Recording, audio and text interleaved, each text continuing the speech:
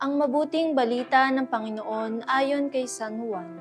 Noong panahong iyon, sinabi ni Jesus sa kanyang mga alagad, "Marami pa akong sasabihin sa inyo, ngunit hindi pa ninyo kayang unawain ngayon. Pagdating ng Espiritu ng Katotohanan, tutulungan niya kayo upang maunawaan ninyo ang buong katotohanan, sapagkat magsasalita siya hindi sa ganang kanyang sarili. Sasabihin niya sa inyo ang kanyang narinig at ipapahayag ang mga bagay na darating. Pararangalan niya ako sapagkat sa akin magmumula ang ipapahayag niya sa inyo. Ang lahat ng sa Ama ay akin. Kaya ako sinabing sa akin nagmumula ang ipapahayag niya sa inyo." Ang mabuting balita ng Panginoon.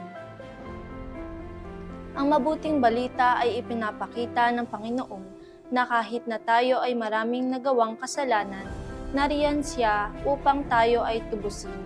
Ganon tayo kamahal ng Panginoon na kahit na anong pagsubok ang dumating sa ating buhay, basta tumawag lang tayo sa Kanya, hindi niya tayo pababayaan. Ganon tayo kamahal ng Diyos, basta magtiwala lang tayo palagi sa Kanya. Manalangin tayo. Panginoon, pinupuri at nagpapasalamat ako ng lubos sa biyaya ng buhay at kalakasan ng katawan na aking natatanggap sa araw-araw. Panginoon, kung anuman po ang nagawa kong kasalanan at pagkukulang ko po sa inyo, humihingi po ako ng kapatawaran sa lahat ng nagawa ko. Kayo na po ang manguna sa lahat ng ito, Panginoon. Ang lahat ng ito ay samot dalangin ko sa pangalan ni Jesus. Amen.